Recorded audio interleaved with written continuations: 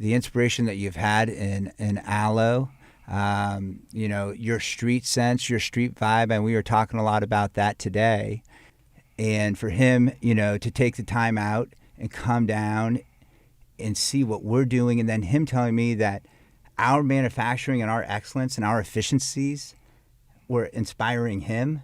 I mean, what a compliment. And we were trying to define, like, how would we call this excellence? What would it be? And we established this is the yay of manufacturing. Oh, sick. I love that. That's the highest compliment. I mean, under God is for me to say it's the yay version. Because So only good. God can have the God version. But right underneath that, it's the yay version. So good. But we talk about aloe being a badge, and that it means when you're wearing it, it stands for something. It's Absolutely.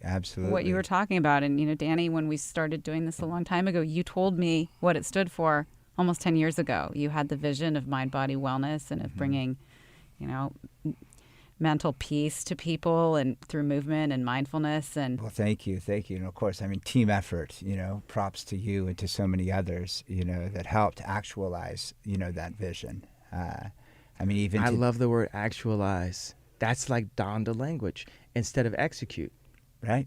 What's a more forward, And collaborative,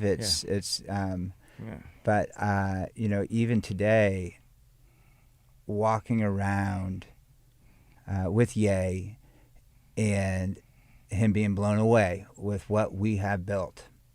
I mean, at the very, very beginning, it started just with two guys in a bedroom having a big vision. And, Marco DeGeorge, my business partner, and building and inspiring these incredible teams to actualize these extraordinary goals. And, one thing that I was speaking with Ye about today is... You see that rhymed? yay today. I was telling him that I've read a book at least 100 times. And basically the meaning of the book is that if you believe you can, then you can. But if you believe you can't, then you can't. There's two people. The man who thinks they can and the man who thinks they can't. And they're both right. That's right. That's what you were saying, but that was like a simplified version. Yeah. The one who wins the race is the one who believes they can. The oak lies in the acorn. And Ye was telling me that he hasn't read this book, but I was telling him that every positive attribute he naturally embodies. And that's extraordinary, to have that confidence, from being such a young kid and going out there and inspiring and having this vision and actualizing it is extraordinary. Also, when you said I hadn't read this book, I actually haven't read any book. Reading is like eating Brussels sprouts for me. And talking is like getting the Giorgio Baldi corn ravioli. Yeah. like a good conversation is Mike Howe that invented the ripsaw with his brother Jeff Howe was saying that when his mom texts him like long paragraphs, he reads the first sentence and the last sentence. This person and his brother invented the fastest track vehicle. They put it in G.I. Joe. They have government contracts. This guy is a full-on engineer, works with all geniuses, and for practical, not opinionated, practical technologies. And he only reads the first sentence and the last. And what do you think my response was? Same. Myself, I just went through high school. I started this company with my best friend, when we were teenagers. And 30 years later, here we are. It's pretty incredible. How did you hold on to that relationship? How did you guys last 30 years? I think, one, love. I love him, right? And then two, respect. And three, we have the same vision. We believe the same things. And there have been ups and downs, of course. It's a relationship. but we always come back together because we believe in the same thing. And we don't do things just for money. A lot of businesses do. They are just for profit. That is not us at all. So Danny really loves the logo for the Donda Doves. And he's just looking at it. He's like, that's it. And I'm existing in this like outside of time and space, 2,000 years from now situation where we had this one moment earlier where he asked me about the fabrics and I didn't even have to say a word. We literally just were like communicating with like a head nod, like straight Jedi. That was the one moment that showed where we'll get to, where our great-great-grandkids or our kids and our grandkids will get to that level of language, because the Tower of Babylon, English, you know, the idea of having to speak correct English, like you're not going to respect what I'm saying, even though you know what I'm saying, unless I'm speaking correct English. Well, that's like a version of every time I'm talking, I'm getting pulled over and having to do a alcohol test, walking down a yellow line with my finger on my nose, and while I want to express myself. And I've seen like kids express themselves and they just want to cry, and someone will say, use your words. Right. But what if they want to cry? Because we were given that form of expression, and people hold that in. I had a friend that you never saw him break a sweat until we were at his funeral. Wow. And that was the head of Louis Vuitton, Virgil Abloh. We never saw him break a sweat until we were at his funeral. Wow. So people down expression. And I'm saying, be expressive. I'm showing, let's be expressive. Now we talk about language. What I did realize is sometimes it's not that I'm not right. Wait for it. Watch it. I got a good one. Here we go. Sometimes I'm just not right now. It's not right now. It's not That's that right. you're not right. It's just not right now. Mm-hmm. So You're too ahead of us. Okay? You're too ahead of us. And I have to like be here, because that's not a good thing to be too ahead, because what do you do then? You lose the audience. Yeah. And it's interesting. I've got this technique, this Instagram ideation thing where I just start channeling. I think all the jokes myself. I cut and paste memes and everything myself. I put animated things up. I just take my whole operations and we start doing stuff, and it just like flows. And this is like my kind of third or fourth one or something. And have you ever like, you know, like heard Amy Winehouse's first album versus the one she was doing later?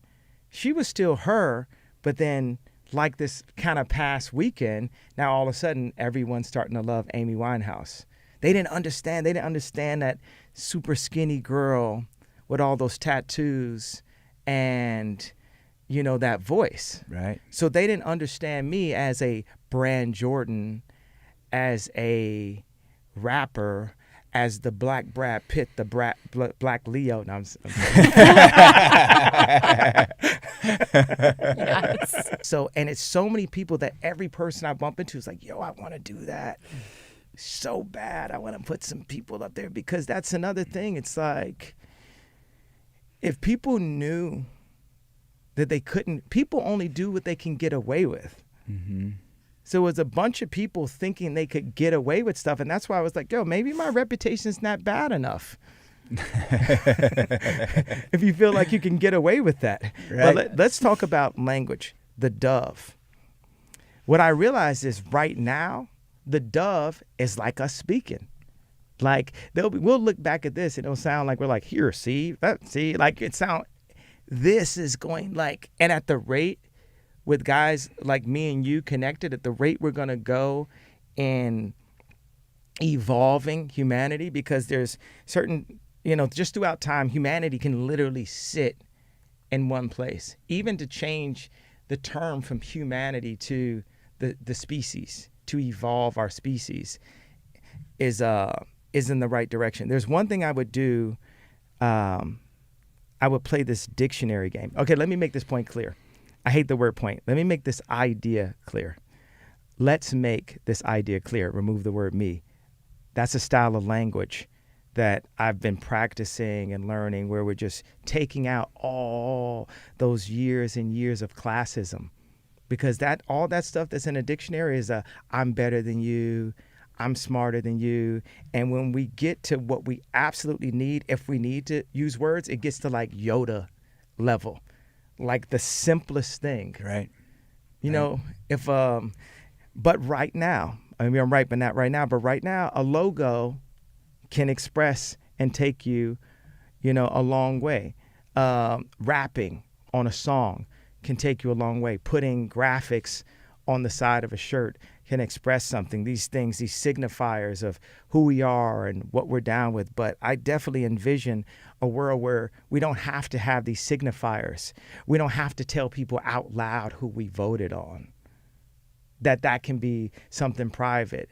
That we don't have to, let me go ahead and be Christian Dad for a second, have, you know, basically soft porn on the front of every, you know, on everyone's page. Right. Website, catalog cover. Website. We don't have to use that to sell clothes. Right.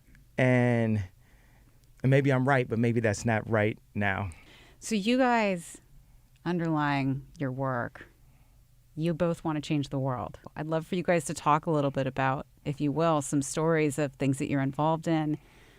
I think the difference is that I want to, I'm inspiring to, but this man has already done it. Truth. This guy has helped shape culture. There's nobody more influential in fashion and culture than this guy, at least in the last 2 decades. So thank you for putting me there with him. But I mean, this is the man right here. I mean, but what Danny's done with manufacturing, he made the top manufacturing in America and in the world.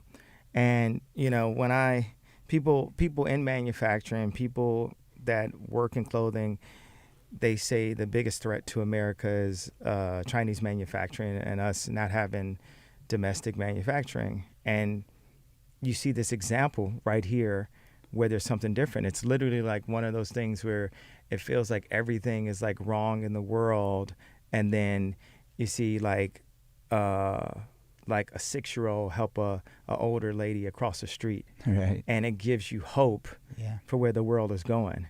And that's the feeling that we got, the feeling of aspiration and hope through the truth of industry, not a promise. Not someone just promising year after year, election after election, we're going to do this, we're going to do this, but someone that is doing exactly this and doing it pretty under the radar. I've never seen Danny. I've seen him communicate with maybe 40 people or something. I've never seen him change his voice. I've never seen him change the use of his words and where he places his words to influence in any way. And that is a goal of mine. And I think, I don't like when people say you should, but it's a goal of mine, and I influence people. It'll end up becoming goals of others to be the maximum version of who we are. Be in this video game of life, be your maximum character of who you are, and that's where your ultimate happiness will arrive. You know, one thing I want to touch on, because this is something like we've talked about. There's many different paths to get to a certain destination, but being aligned on that destination and, you know, Aloe with Aloe's values, getting people into yoga, getting them into Shavasana, getting them into that meditative state to really show people and teach people how to control their minds and to amplify their positive subconscious and to suppress their negative subconscious. And that's a really important thing. I mean, you know, for one, something that Ye has had to learn to do, you know, on his own, but that we all have to learn to do. We've talked about, you know, kids on, you know, iPads at 2 years old, and with, you know, cell phones and social media and video games and all of these ways we need to give people an outlet on how to deal, with their minds. And today, I was saying, hey, I'm a big believer in digital, and we were talking about digital, and he has started his own school already. I don't know if the It's listeners incredible. know that. Well, we're on our third year, but we're leaning into people in industry like Danny who understand how to organize our next systems. Schools are systems, politics, cities are systems, and for us to simplify and embrace certain things. Like one of the things, it was this room where they do fittings, and the table was really like 2 feet wide and 6 inches long. And I said, why is this table shaped like that? And they said, well, all they need is room for the laptop. And I was like, oh, we got to put that in the schools. To have a school that instead of saying turn the phones off and turn the laptops and iPads off, we embrace that is there, and then learn how to use all the things that are there. Right. Learning how to use technology. I can have a tendency to just be like paranoid of robots, but it's a way that we have to exist because, Star Wars is my, college. I spent way more hours in Star Wars than I spent in college. And when I see those, like, the way those robots are working in the factory, I walk through that space and know that, in the same way we have a position of influence now, 10 years from now, 20 years from now, we'll have a position in influence. And some of the people that are very influential now will still be very influential then, but the world will be a lot more like all the ideas that George Lucas channeled in Star Wars. Like, he was channeling. Like, how do you make that? How do you invent Pixar? Like, that's like that's a lesser known thing that George Lucas went and put people together to invent Pixar. So something I was saying when I was seeing the factories today with Danny was, the people who made fighter jets or modern flight, they had to get people who were the best at engineering at that time, and they were engineering boats and trains and cars, and to take the best of the best and get them to do a completely different kind of vehicle. And that's what I've been pushing Danny on. Like, let's do a different kind of vehicle. Well, what is that vehicle? A vehicle for happiness. What's the vehicle for happiness? Simplifying our everyday life. Right now, everything has been driven, no pun intended, as GM, took up the train tracks to make sure, and suburban communities got like spread out, so you'd have to drive more. We haven't designed our world up to this point to maximize our existence on this planet as a species. And I'm really big on this concept of species right now, that's not separating us by China, America, Russia, race, gender, socioeconomic class, age, but just say species. So I'm really big on like outlawing stairs. And people will get into like arguments with me on stairs, but like, and okay, yeah, we can have up ramp, but not upstairs. Everything should be designed like an old folks home, because if we're lucky, we'll all turn to old folks. Yeah. So why are we so selfishly designing while we're in the position of power to determine what the world looks like and how it functions, that we're not considering how it should be in the future? Right. And that future is now. We're in 2022 and everything happens for a reason. So, you just get to a point, right? And every time you get to that point, everyone wants to say, oh, it's mental health. And everybody wants you to apologize a million times because everybody want to have everyone so doped out, so controlled out that you're not allowed to even stand up for the things that you're handing to your family. And the idea of taking the control and opinions or anything away from the mother or the father takes away a person's meaning in life. Doesn't matter how much money you have, the meaning that's going to be directly your church, your home is your original church.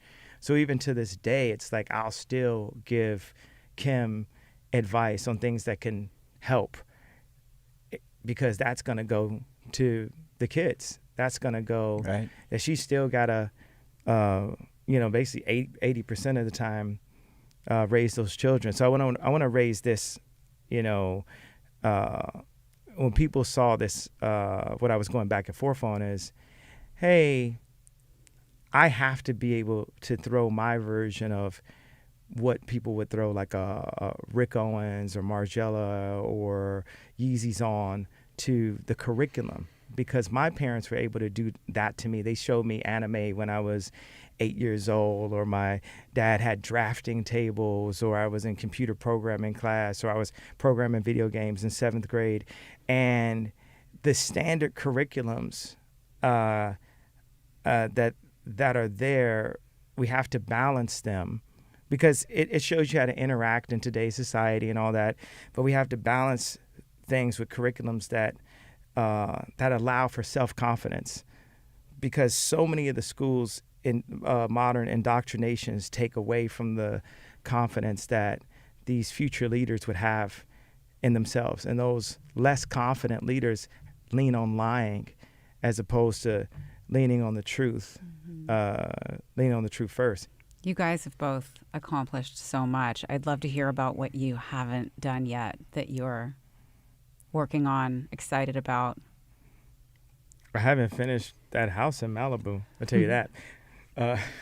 I took the house, and I took the stone floors were the same stone that Apple bought the quarry for this the floor, this Tato Ando home. And Tato Ando, I believe he's 84, but it would be polite for me to say that he's considered to be the world's one of the world's greatest architects. Huh. It would be yay for me to say he is considered to be the world's greatest architect. He is the yay of all the architects. And what I did was take the windows out, because it's right on the water, just to hear the water, to have the unconditioned air and use the natural light. And then we're putting up this parking lot mesh. Now we're just going through everything. I'm driving all the time. I'm seeing